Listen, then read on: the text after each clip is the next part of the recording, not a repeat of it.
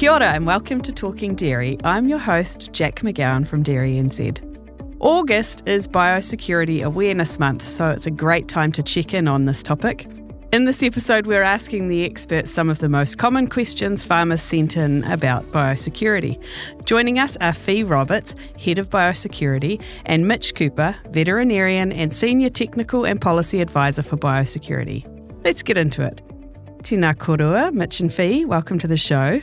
Straight into it with you, Mitch. A few questions came in around asking what does good biosecurity actually look like on farm? And have you got any tips from farmers to share for spring? Yeah, absolutely. I think the first big thing is start with a plan. It's pretty hard to have good biosecurity if you don't actually have a biosecurity plan. And we've got some pretty useful resources on our website that help you develop a relatively simple plan, just considering the big areas like animals, people, vehicles and machinery, sort of ticking off the big ticket items. As far as people go, a lot of it's just about making sure people are aware that you have some biosecurity requirements on your farm. We saw lots of boot washers popping up during Bovis, and then a lot of them have sort of fallen into a state of disrepair, but it's a relatively easy thing that you can reintroduce to help sort of remove some of the risk. Now and in the next couple of months, you'll have probably quite a few vets and quite a few AB technicians turning up on a fairly regular basis, and they should be keeping on top of their biosecurity themselves, but it's always good to remind them to do so. You don't want mud or poo or anything sort of coming in on gumboots, and it's quite easy for people moving farm to farm on quite a regular basis for that to let off a little bit. So it's important that you remind people and important that you provide the facilities for them to be able to get themselves clean and disinfected before they're entering your shed. Animals-wise, then in a little bit of time you might start having bulls come onto your farm. Animals coming onto your farm can be a pretty big risk, even for things like endemic diseases like BVD and Yonis. Making sure they're tested, making sure they're vaccinated for what they can be vaccinated for, standing them down for 7 days once they come onto your farm, just to give them a chance to get rid of anything they're hopefully carrying in the short term. It's an easy start point. Raw milk movements are now mandatory with the new Bovis legislation, so keeping on top of just recording and movements of anything that could be a risk for moving diseases between farms. But yeah, it all really comes down to start with a plan and use that plan to look at the big areas and try and focus on them. Thanks, Mitch. Fee, we had a few questions about foot and mouth. We've never had it in New Zealand, but it's obviously a real threat globally. What's being done to prepare for it here in New Zealand, and what would a well-prepared response look like on dairy farms if it did ever get here? Yeah, sure. Hi, Jack. So yeah, really important to state that we've never had a case of foot and mouth disease in New Zealand. It is one of the world's most economically devastating diseases that affects livestock. And if we were to get it in New Zealand, it's going to have a serious impact on our farmers, but also our wider economy. It's caused by a virus that only infects cloven-hooved animals. So we're talking about cattle, sheep, pigs, goats, alpaca, incidentally, and llama as well. It's going to cause quite serious production losses, reduced milk production, blisters that are going to form into lesions, but it spreads really quickly. And a lot of our trade, actually, of dairy and red meat products depends on our freedom status from FMD. That said, we need to stamp it out really, really quickly. So what are we doing to prepare? First and foremost, we want to keep it out. We work closely with MPI. That is their responsibility to put the border protections in place. But we would always want to see enhanced screening for travellers from countries like Indonesia and Germany where they're experiencing outbreaks to protect our own country. Secondly, I guess we would look to detect it early. And again, that goes back to the need to respond quickly and stamp it out. So we want to make sure that we've got really good animal movement records, that we can eradicate it as fast as possible and get back to trade as soon as possible. In June this year at Field Days, we signed a milestone agreement between the government and 6 industry sector partners to work in partnership on FMD readiness and response. That agreement set out the collective responsibility for FMD, essentially, that we will share the costs of any response and readiness activities as well. But what it did do is give us legally binding participation in those activities. And so when it comes to response, we can make sure that the combined resources of government and industry are deployed in the most effective and efficient ways. There's lots of readiness projects ongoing. There was a big task force established in 2022, but readiness is a continuous thing. So we have got a disease management strategy, a national disease management strategy for stamping out the disease. We've done a lot of comms planning. There's plenty of pre-agreed comms messaging ready to go.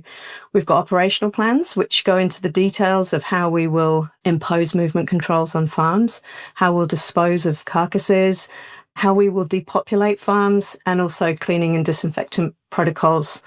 So lots of work already done. But looking forward, we now have a new FMD Council. Our Chief Executive, Campbell Parker's the chair of that, so that's awesome. And one of the first things we want to do is review those operational plans, and then we want to look at the workforce that's going to deliver on that.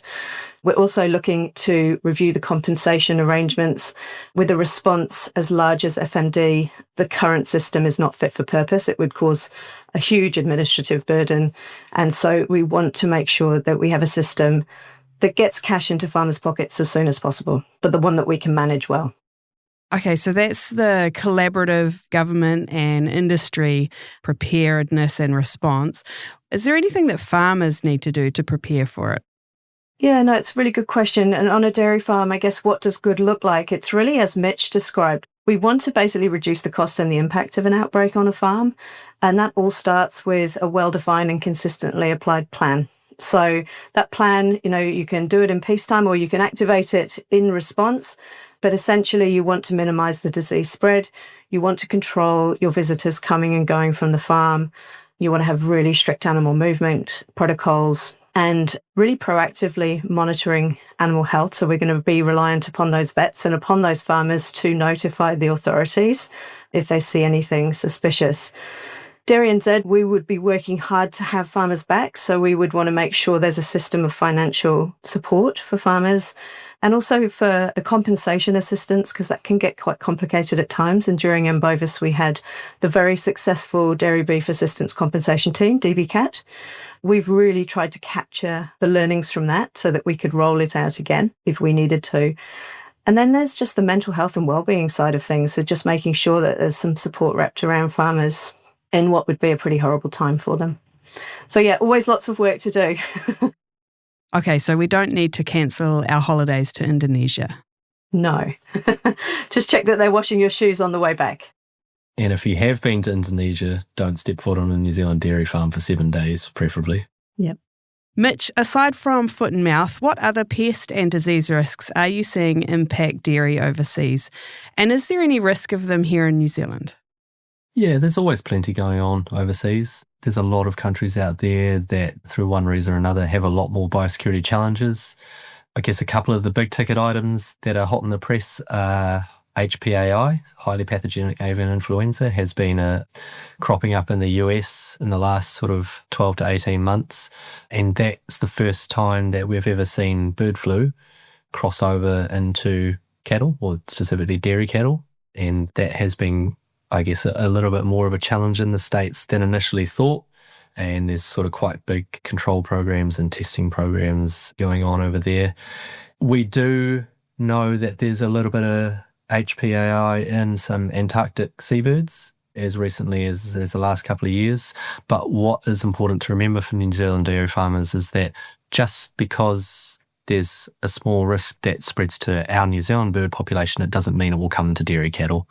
The concept of it transmitting into dairy cattle is an uncommon occurrence. And at this stage, MPI considers the risk of HPAI to dairy cattle as still very, very low. Another one that crops up every now and then is called lumpy skin disease, which is another sort of viral issue that causes some sort of nasty lumpy skin lesions. It's adequately described by the name. And that does crop up in quite a few parts of the world on a semi-regular basis, and to a degree almost would be considered a slightly less severe foot and mouth disease issue because a lot of the control measures are the same and a lot of the risks are the same. But as per a lot of these diseases, the risk of them entering New Zealand at any point is very, very, very low. The closest, I think, lumpy skin issues in the world at the moment are Indonesia And it's very likely that we would see issues in Australia before we saw issues in New Zealand. So it's pretty likely that we have a lot of lead in. We're very specific and careful with our trade of products from, to and from these countries to ensure that the risks are mitigated. Again, as Fee said earlier, MPI's border control policies are really, really good. And at a minute's notice, if they needed to be, they could be enhanced even further to reduce the risks. So, yeah, there's a couple of scary things out there in the world. The risks are really low to New Zealand, and we are fairly well prepared for a number of these issues. And we continue to work towards increasing preparedness in conjunction with MPI and other sector partners on a regular basis. Fee, some people might feel like biosecurity is all compliance and red tape. What's DairyNZ doing to make sure farmer voices are influencing this in policy, especially with things like the Biosecurity Act under review? Yeah, the one thing I will say is that I don't think it is all compliance and red tape, and I'd like to reframe it. It's kind of more like resilience and protection. And I've always used the analogy of a farm's immune system. So it's a bit like protecting you against your pests and diseases that might come along and reducing the disruption that happens when it does and then helping you bounce back afterwards. So at the end of the day, healthy cows are productive cows. And Kiwi farmers on this sort of wee little island we have in the middle of nowhere have got a competitive advantage from having a strong biosecurity system. So that's the first thing. In terms of our levy payers, they've long recognised the importance of biosecurity and invest large amounts of money annually, more than 60 million some years, across multiple levies and organisations. Currently, New Zealand dairy farmers are funding biosecurity activities through 7 separate levy streams that are collected under 5 pieces of secondary legislation, orders and councils, and they're governed by 3 acts of Parliament, and that's the Biosecurity Act, the NATE Act, and the Commodities Act. And so all of that makes for a pretty fragmented and complicated landscape that we operate in. What we focus on, and we advocate strongly for an integrated science-based system. We want it to be sustainably funded so that we don't see biosecurity constantly getting deprioritised if there's more important stuff to do today. And we want to reduce that institutional fragmentation so that we get coordination across all the different system participants. We lead the sector. We are the largest sort of industry contributor to the biosecurity system, so we tend to lead the sector in both strategic and operational policy, advocacy and engagement. And in everything we do, we're seeking value for money for that investment. We have got an important role as a funder and a shareholder of Osprey in the governance of that part of the system, and also the Government Industry Agreement Partnership, which is the deed that we all operate collectively under. In terms of the proposed changes to the Biosecurity Act, it seems that the scope of that reform has narrowed in recent weeks or months, but we do advocate there for levy consolidation, just so we can try and get that 7 levies down to 6, 5, 4, ultimately 1. We want to ensure that farmer voices are shaping national biosecurity policy, and we're also working to expand the scope of our existing biosecurity response levy so that we can spend it on readiness activities as well. And that's going to help us to unlock the M. bovis reserves that we currently have. And we'll be coming out to talk to farmers about that in October this year.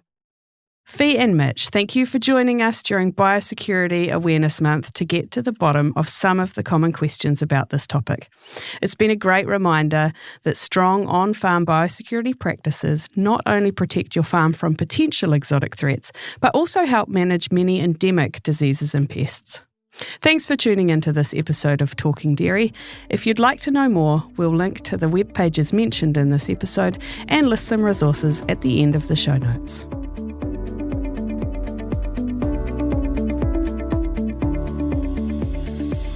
Thanks for tuning into this episode of Talking Dairy. Make sure to hit follow so you can keep up to date with our latest episodes. You can also keep up with DairyNZ News on Facebook, Instagram and LinkedIn, or go to our website and sign up for our fortnightly DairyNZ News emails. As always, if you have any feedback on this podcast or have some ideas for future topics or guests to have on the show, please email us at talkingdairy@dairynz.co.nz. Mā te wā, Mōri ora, catch you next time.